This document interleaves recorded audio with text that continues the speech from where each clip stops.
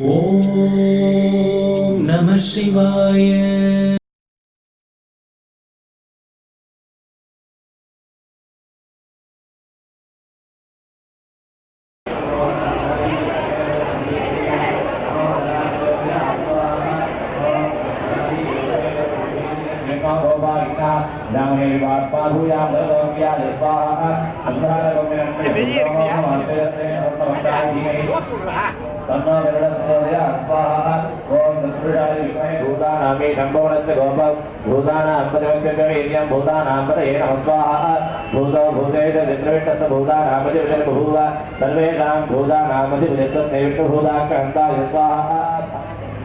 भूतानामग्रण्यमगञ्जगं भूतानामी जम्बवनस्य गोपं भूतानां भूतानामपदये नमः स्वाहा भूतो भूतेश विप्रविष्टस्य भूतानामतिर्भूव सर्वेषां भूतानामतिर्विष्टभूताकान्ताय स्वाहा अक्षकन्ते निगिरासहायाः सर्वेषां प्राणिनां गुरुशान्तये स्वाहा ये भूता प्रजलन्तनिवानं बलिमिच्छन्तो विदस्य प्रेष्याः तेभ्यो बलिं मुक्तिकामो हरामि बलिमुक्तिं मुक्तिपदं दधातु स्वाहा स्वाहा अक्षकन्ते निगिरासहायाः सर्वेषां दीनवाप्यो प्रीतोदयाय स्वाहा ओजो बलाय असपदाय रभो मदस्यो नामधेय ताग्रेन्द्रानिदाने दीनवाप्यो प्रीतोदयाय स्वाहा ओजो बलाय असपदाय रभो मदस्यो नामधेय धीर स्वाहा आदा ताग्रेन्द्रानिदाने दीनवाप्यो प्रीतोदयाय स्वाहा ओजो बलाय असपदाय रभो मदस्यो नामधेय धीर स्वाहा तन्मन्त्रोक्तदेवतार्थैनं नमः जागृति भूत्वा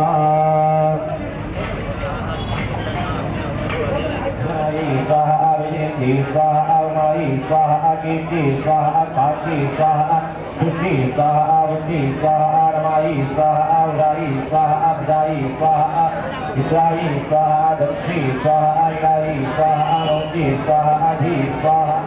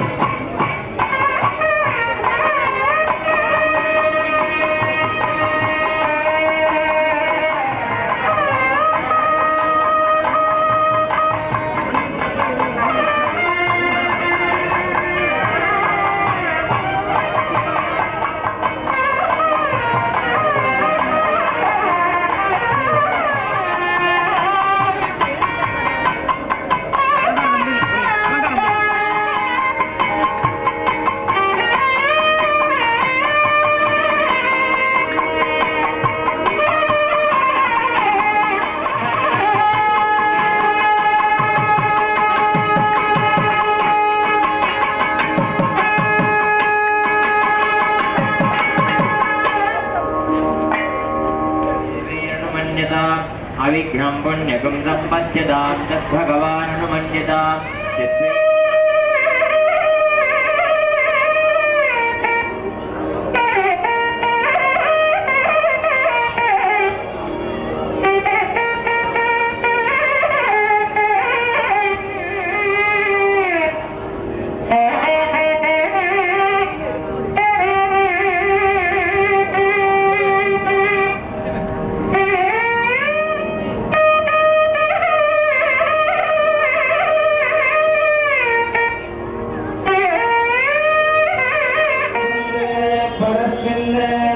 सुरलितवनदा प्रीतिमुद्रे चरण्ये कण्ठे पद्माक्षमालां सुरभिलतुलसी मालिकां सर्वगन्धे वन्दे नारायणं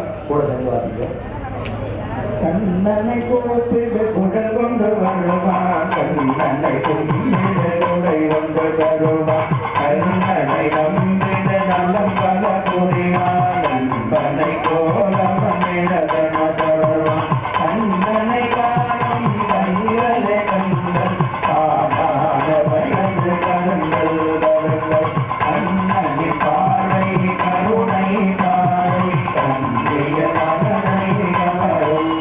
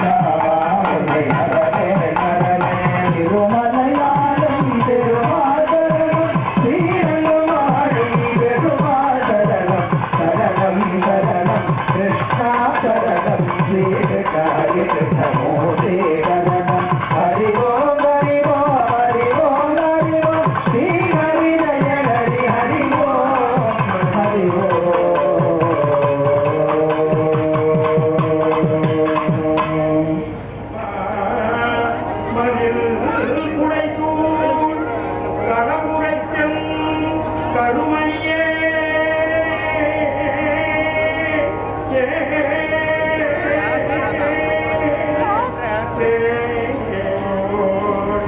கடவுரைக்கும் கருமையே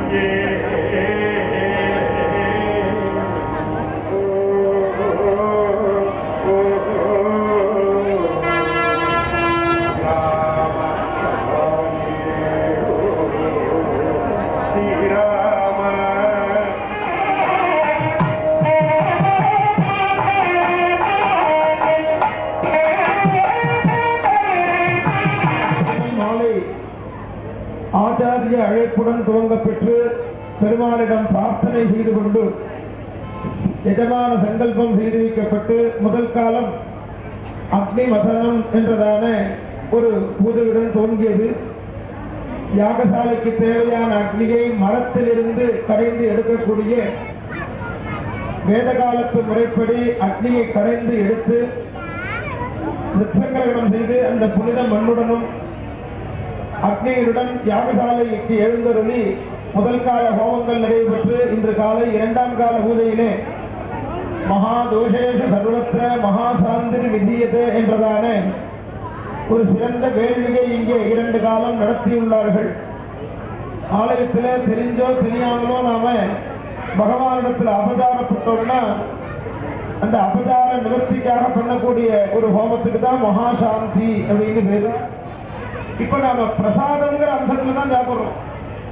பிரசாதம்னா இப்ப கோவில்ல புளியோதரை நிவேதனம் பண்ணி கொடுக்குறா, தொட்டுக்கு அப்பளமா கொடுக்குறா, வடை கொடுக்குறாள் தொட்டுக்க. அது என்னன்னா பிரசாதம். பிரசாதம்ங்கிறது ஹவிஸ்ன்னு பேர். இந்த நிவேதனத்தை பத்தி எங்க சொன்னாலும் ஹவிர் நிவேதனம் ஹவிர் நிவேதனம். ஹவிர் நிவேதனம்னா என்ன அப்படின்னா ஹோமம் பண்ணி மிகுந்ததான சாதத்துக்கு ஹவிஸ்ன்னு பேர். ஹோமம் பண்றோம், அன்னத்தை ஹோமம் பண்ணி மீண்டும் ஒரு உருண்டை இருந்ததுன்னா அந்த சாதத்துக்கு ஹவிஸ்ன்னு பேர். சுவாமிக்கு நிவேதனம் பண்ண அவர் நம்ம மாதிரி வாயால சாப்பிடுறது இல்ல, கண்ணால சாப்பிடுறாராம். என்ன கண்ணால சாப்பிடுறதுன்னா அந்த ஹவிஸ் பாத்திரத்தை பார்க்கிறார், கடாட்சிக்கிறார். அதனாலதான் அந்த சொல்லுக்கே நாம என்ன பேர் சொல்றோம், நிவேதனம். சுவாமி நிவேதனம் பண்றதுங்கிறோம். சுவாமி நிவேதனம்னா என்ன அர்த்தம்னா அறிவித்தல்னு அர்த்தம். சுவாமிக்கு முன்னாடி பிரசாதங்கள் எல்லாம் வச்சு நீங்க அர்ச்சனைக்கு போனாலும் இப்படிதான் பண்றேன். தேங்காயை உடைச்சு நிவேதனம் பண்ணும்போது என்ன சொல்றான், நாளிகேர கண்டத்தைய கடலி பலதாம்பூலம் நிவேதயாமி அப்படிங்கிற. நிவேதனம்னா என்ன, சாப்பிடும்போது அங்க எங்க இருக்கு வார்த்தை. தேங்காய் உடைச்சு 2 மூடி வச்சிருக்கேன், வாழைப்பழம் வச்சிருக்கேன், வெத்தலை பாக்கு வச்சிருக்கேன் அப்படின்னா என்ன அர்த்தம், நன்றி அறிவித்து. ஒன்னால உண்டாக்கப்பட்ட இந்த பிரபஞ்சத்துல ஒன்னால உண்டாக்கப்பட்ட வஸ்துவை வச்சு ஜீவிச்சுட்டு இருக்கிற நாங்க அதை எடுத்துக்கிறதுக்கு முன்னாடி நீ தானே கொடுத்த அப்படின்னு கொடுக்குறோம். இப்போ தீபாவளி போக சொல்லி ஐப்பசி மாதம் தானே எல்லார் வீட்லையும் புது ட்ரெஸ் வாங்கிட்டு வருவா. வாங்கி வந்து யார் பெரியவா இருக்கிறாலோ அவள்கிட்ட தொட்டு வாங்கிட்டு போறது. சம்பாதிச்சு இவன் தன்னுடைய சுய முயற்சியை சம்பாதிச்சு வாங்கினாலும் கூட பெரியவர்கள் கைகிட்ட தொட்டு வாங்கிக்கிற மாதிரி பெருமாளான உண்டாகப்பட்ட வஸ்துவா. ஒரு நெல்மணியை நாம உண்டாக்க முடியுமோ? இன்னைக்கு எத்தனையோ விஞ்ஞானிகள் இருக்காளே, ஒரு நெல்லை உருவாக்க சொல்லுங்க. ஒரு நெல்லை பூமியில போட்டா 100 நெல்லா திரும்பி கிடைக்கிறது நமக்கு. இந்த நெல்லு எத்தனை ஒரு அதிசயம் தெரியுமோ. நெல்லை ஊற வச்சு மண்ணில் போட்டா முளைக்கிறது.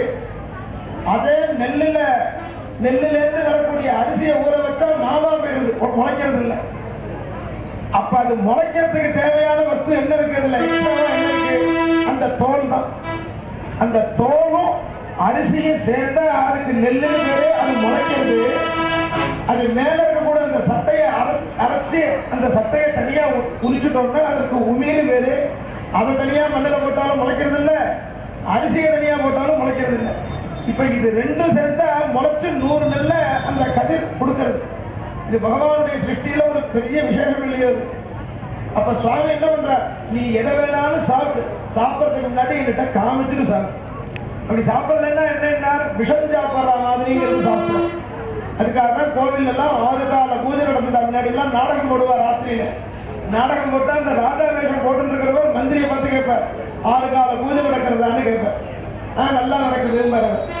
இப்ப 6 கால பூஜை நடக்கிறதான்னு கேட்க ராஜாவும் இல்ல, பூஜை நடக்கிறதுன்னு சொல்றதுக்கு அந்த மாதிரி இப்ப எல்லாம் இப்ப ஆர்கெஸ்ட்ரா சிஸ்டமா வந்துருக்கும். நாடகமும் அழகமும் குறைஞ்சு போயிடுது. எதுக்கு சொல்றோம் அப்படின்னா, ஒவ்வொரு கால பூஜையும் ஒவ்வொரு பலன். ஜபகோமாபிவிருத்தையே, ராஜராஷ்டிராபிவிருத்தையே, சர்வ சஸ்யாபிவிருத்தையே, 6 கால பூஜைக்கு 6 காலம் 6 விசேஷமான பலன்களை சொல்றார். கோவில்ல இவ்வளவு ஒரு கவனத்தோட ஒரு அன்னத்தை நிவேதனம் பண்ணி அந்த பிரசாதத்தை இன்னைக்கு நரசிம்மர் பார்த்த பிரசாதம்னு நடத்தி ஸ்வீகரிச்சா எத்தனையோ யஜ்யம் பண்ண புண்ணியமா. இன்னொரு நுட்பமான விஷயம், கோவில்ல பிரசாதம் சாப்பிட்டாதான் கொடுத்தவாளுக்கும் புண்ணியம், சாப்பிட்டவாளுக்கும் புண்ணியம்.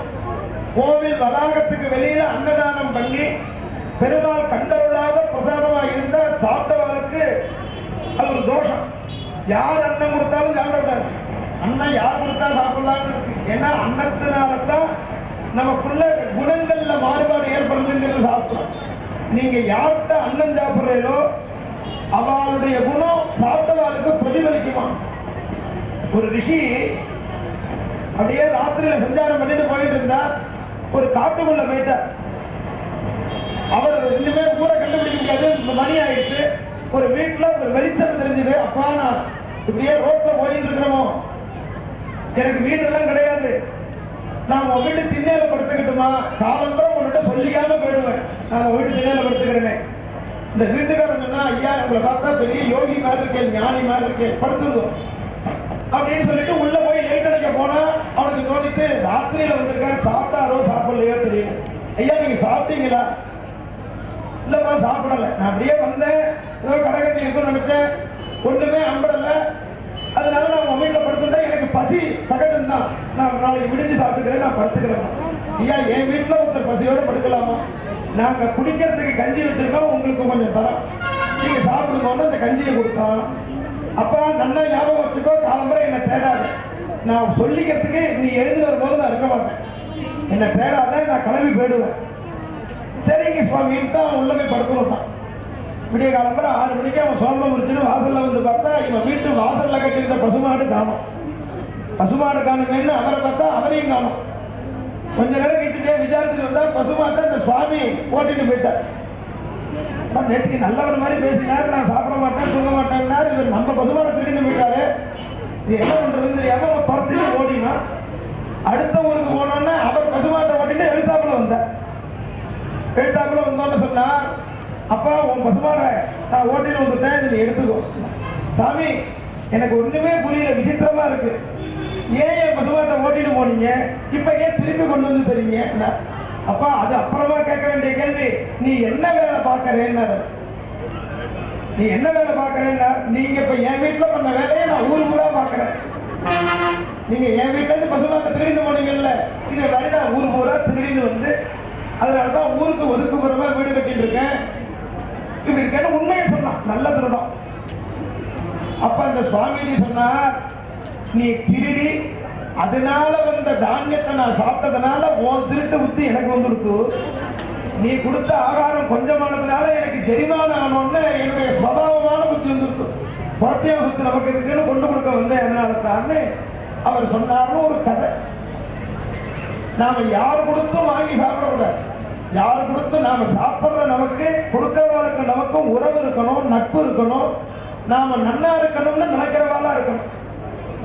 அது இல்லாம வாங்கி சாப்பிட்டோம்னா பாவம். அப்ப கோவில்ல எப்படிங்க சொல்ல முடியும்னா, கோவில்ல சுவாமி பார்த்துடுறாராம்.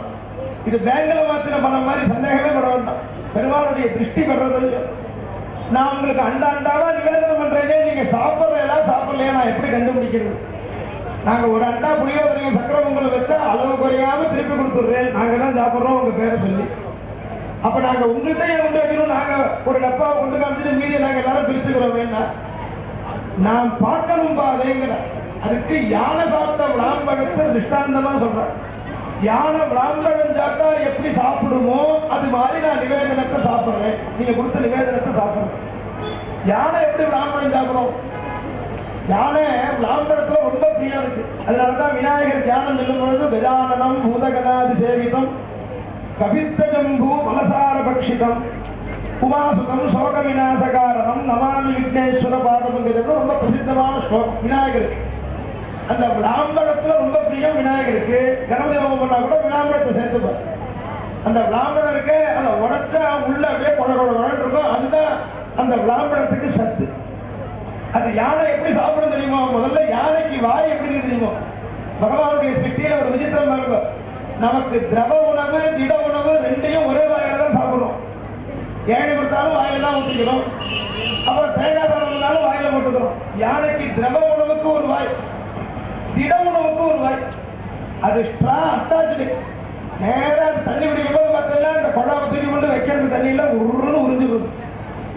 அதுக்கு அன்னம் பாகம் மூட்டும் போது பாருங்க, உருட்டி பெரிய உருட்டியா வைக்கிறான். கார்ல டேஷ்போர்ட் திறக்கிற மாதிரி திறக்கிறது, வாயு கார்பரேஷன் மாதிரி திறக்கிறது. அதை உருட்டி வைக்கிறான், உடனே உள்ள தள்ளுறோம்.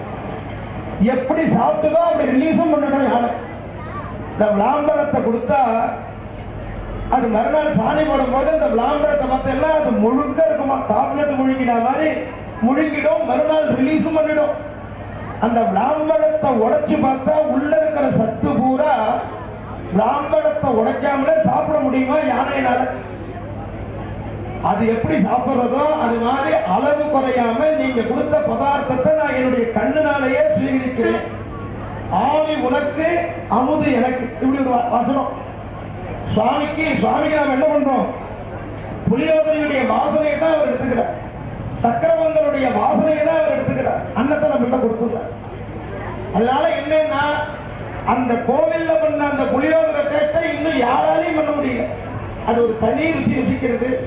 கோவில் பிரசாதம் பழனி பஞ்சாமிர்தம் விசேஷங்கிறார், திருப்பதி லட்டு விசேஷங்கிறார். இது சமயக்காரனுடைய தன்மையினால இல்ல, பெருமாளுடைய கடாட்சம் பட்டதுனால. அந்த லட்டு மாத்தி உள்ள போனா இது திருப்பதி லட்டு இல்லைங்கிறார். வாயில பட்டவன பஞ்சாமிரதத்தை கொடுத்தா அது மாதிரி எத்தனை பண்ணாலும் இது பழனி பஞ்சாமிரதம் இல்லையேங்கிறார். என்னன்னா அந்த சுவாமியுடைய கண்பட்டதான ஒரு பெருமை. அந்த அன்னத்தை சாப்பிட்டா லபேத யஜ்ஞாயுத கோடி புண்ணியம். நம்ம கோவிலையும் பண்ணிடலாம். திருப்பதி பெருமாள் தங்க கவசம் இருக்குன்னா நாம நடத்தா நம்ம கோவிலையும் தங்க கவசம் வருது. அது என்னன்னா ஒரு கோவில்ல இன்னொரு கோவில உயர்வா பேசுறது அது தேவதா நிந்தனம். ஒரு கையினால வணங்காதேங்கிற ஏகஹஸ்த பிரணாம. ஒரு சுத்து சுத்தக்கூடாது. நம்ம கோவில் பிரகாரம் பெருசா இருக்கு, ஒரு சுத்து சுத்திட்டு போனா அது பெரிய தோஷமா இருக்கு. ஏகஹஸ்த பிரணாமஞ்ச ஏகஞ்சாபி பிரதட்சிணம் அகாலே தரிசனம் செய்வ அப்த புண்ணியம் வினசதின்னு சாஸ்திரம். அகால தரிசனம் ஆத்ம பிரதட்சிணம்.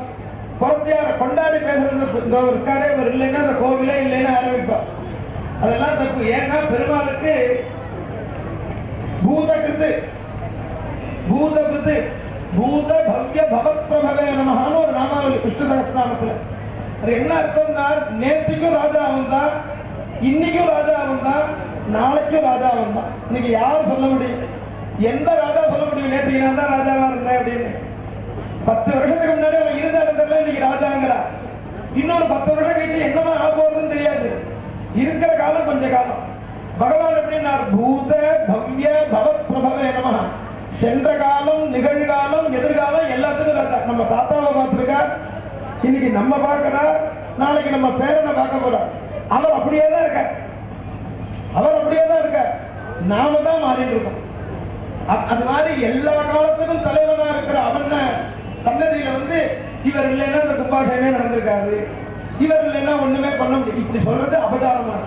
பரநிந்தா பரஸ்துதி, ஒழுக்கம் இல்லாத பேச்ச கோவில்ல பேசக்கூடாது, அஸ்லீலகத்தனை பொய் பேசக்கூடாது, சத்தமா பேசக்கூடாது.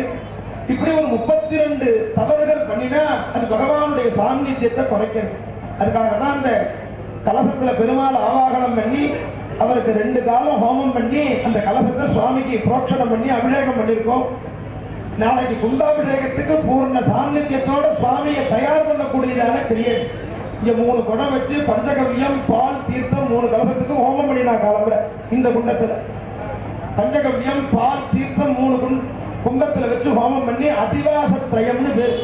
அதை சுவாமிக்கு புரோக்ஷணம் பண்ணி அபிஷேகம் பண்ணிருக்கு. அதனை தொடர்ந்து இங்கே அனைத்து குண்டங்கள்லயும் அந்தந்த குண்டத்தில் இருக்கிற தெய்வங்களுக்கு ஹோமம் பண்ணிருக்கோம். இந்த ஹோமம் பண்ணதான கல்யாணமாகாதவர்களுக்கெல்லாம் கல்யாணமாகும். புத்திரவாக்கியம் வேண்டுகிறவர்கள் புத்திரவாக்கியம் கிடைக்கும். தம்பதிகளுக்குள்ள ஒற்றுமையின்மை இருந்ததுன்னா இந்த சமயத்துல சேவிச்சா மன ஒற்றுமை கருத்தொற்றுமை ஏற்படும். இதெல்லாம் இந்த சயனாதிவாசத்துக்கு அத்தனை ஒரு பலன். அதோடு கூட இந்த மகா பூர்ணாகுதியை கண்டுகளித்து இறையருள் பெறணும்னு வேண்டிக்கிறோம். தொடர்ந்து பூர்ணாகுதி திரவியங்களை வாத்திய கோஷத்தோட எடுத்துன்னு வந்தா 3வது காலத்திற்குரிய மகா பூர்ணாகுதி. தொடர்ந்து தீபாராதனை, சதுர்வேதம், சாற்றுமுறை எல்லாம் நடக்கிறது.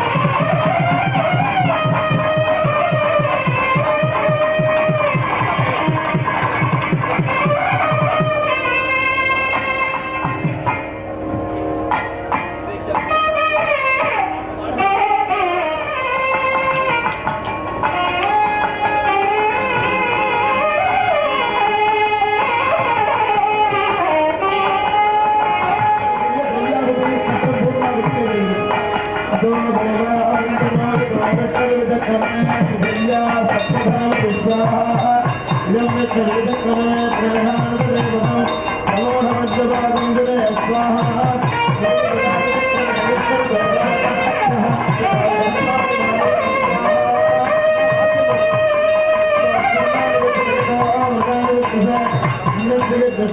स्वाहा तद्विष्टाः परमं पदकं सदा पश्यन्ति सूरजः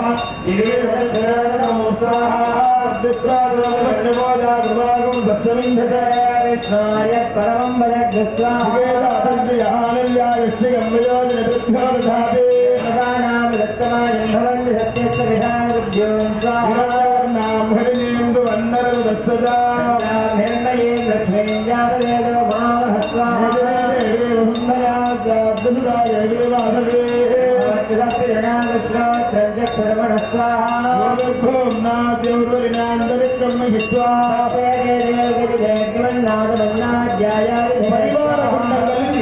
மூன்றாவது காலத்திற்குரிய மகாபூர்ணாகுதியாக நடைபெறுகிறது. ஓம் பூர்ணாகுதி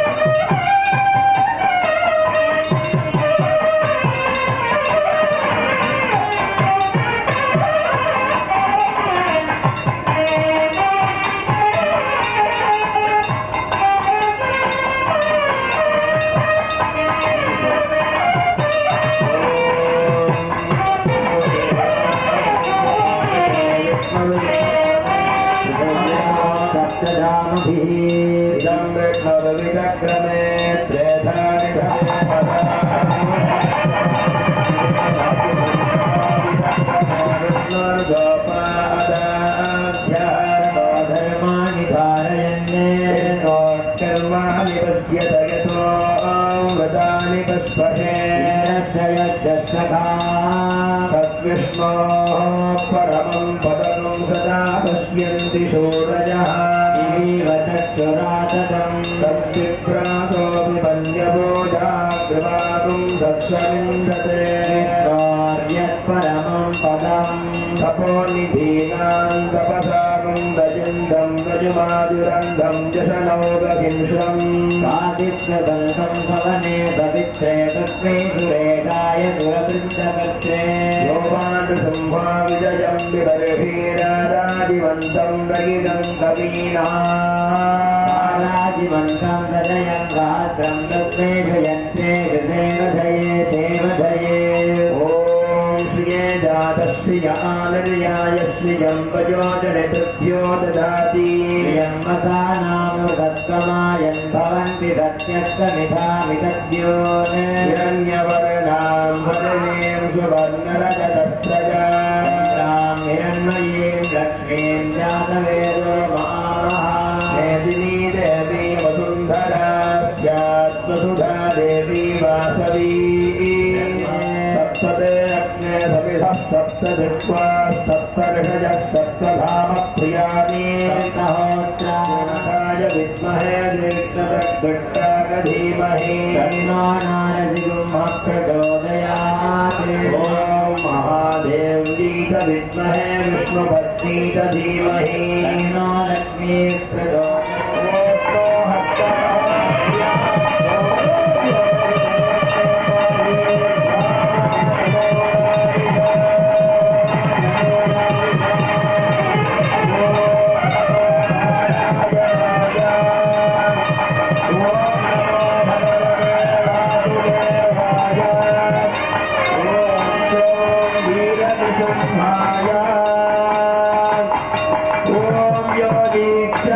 Thank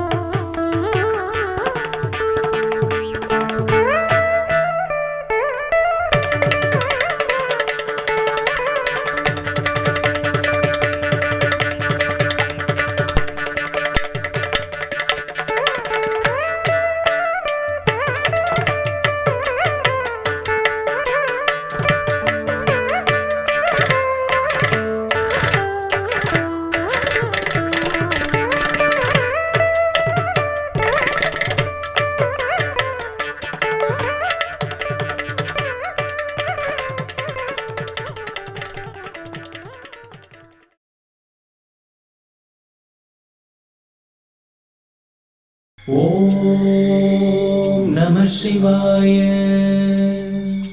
ஓம் நம சிவாய.